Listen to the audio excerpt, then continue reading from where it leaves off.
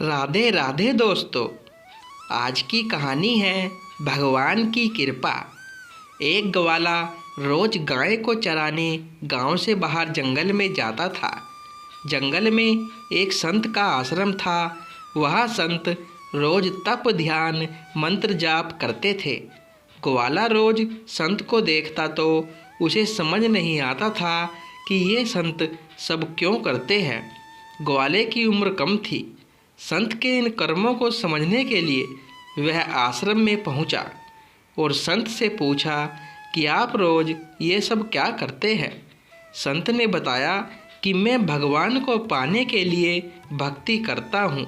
रोज पूजा पाठ तप ध्यान और मंत्र जाप करने से भगवान के दर्शन हो सकते हैं। संत की बात सुनकर ग्वाले ने सोचा कि मुझे भी भगवान के दर्शन करना चाहिए। ये सोचकर ग्वाला आश्रम से निकलकर एक सुनसान जगह पर पेड़ के नीचे एक पैर पर खड़े होकर तप करने लगा। कुछ देर बाद उसने सांस लेना भी बंद कर दिया। ग्वाले ने सोचा कि जब तक भगवान दर्शन नहीं देंगे मैं ऐसे ही रहूँगा।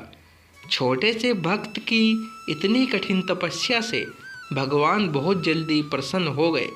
वे ग्वाले के सामने प्रकट हुए और बोले कि पुत्र आंखें खोलो, मैं तुम्हारे सामने आ गया हूँ। ग्वाले ने आंखें खोले बिना ही पूछा कि आप कौन हैं।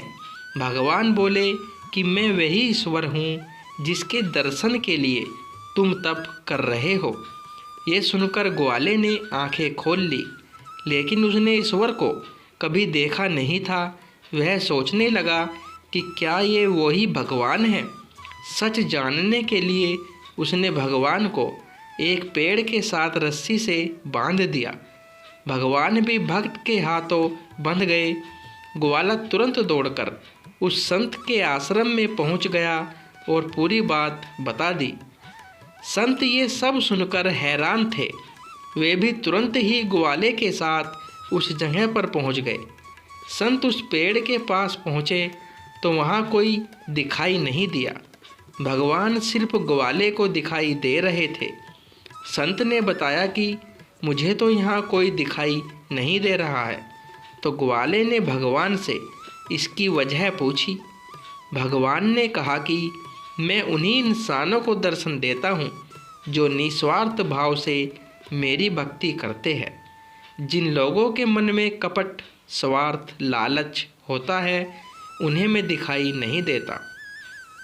कहानी से सीख, जो लोग भगवान की भक्ति निजी स्वार्थ की वजह से करते हैं उन्हें भगवान की कृपा नहीं मिल पाती है। निस्वार्थ भाव से की गई भक्ति ही सफल होती है।